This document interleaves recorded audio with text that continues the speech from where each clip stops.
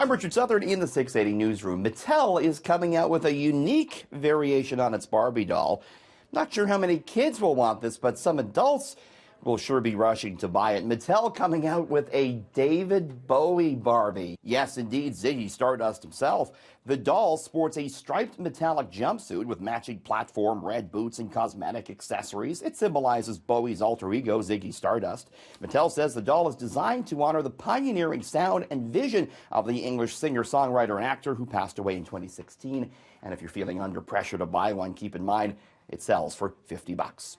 Meantime, interesting new report out on the relationship between finance and food. Yes, indeed, medical researchers presenting findings this week that show that even just the feeling of being economically deprived makes us more likely to reach for, say, pizza, potato chips, and M&Ms. The study by the University of Singapore found that once people started feeling bad about their wealth or social status, they reached for calories.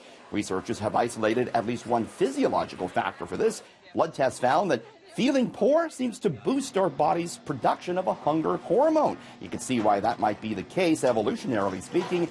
After all, humans lived on the borderline of starvation for many years, and those who felt economically deprived or insecure about their social status were perhaps more likely to pack on the pounds while they still could. Speaking of food, there's another example of fruit selling for wild prices in Japan. This time, it's a bunch of 12 grapes that sold for $11,000. No kidding. This variety of ruby Roman grapes are grown in just a small part of Japan, cultivated over 14 years. They're prized for their juiciness, sweetness, but low acidity. Exotic, expensive fruit is actually common in Japan, where fruit is often given as a special gift to a boss or other special recipient.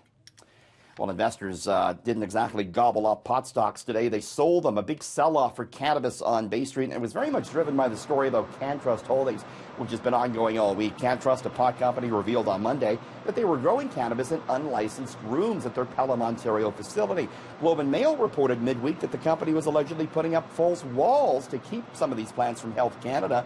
Last night, the company stopped shipping cannabis. It may lose its license. Big sell-off for CannTrust today, and this really affected the broader sector with some sizable losses for the likes of Canopy Growth, Aurora, and Kronos. So pot stocks not having a great week on Bay Street, but I hope you have a great weekend. In the 680 newsroom, Richard Southern, City News.